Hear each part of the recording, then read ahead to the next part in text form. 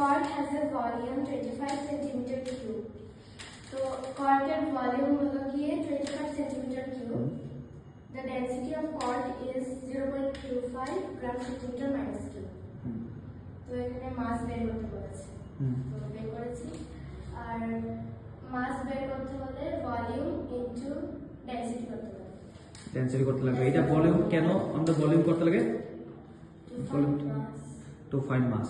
আমাদের ডেনসিটির ইসে কি ছিল? আমাদের ফর্মুলাটা কি ছিল? ডেনসিটি মাস আপন এটা মাস আপন ভলিউম, ঠিক আছে?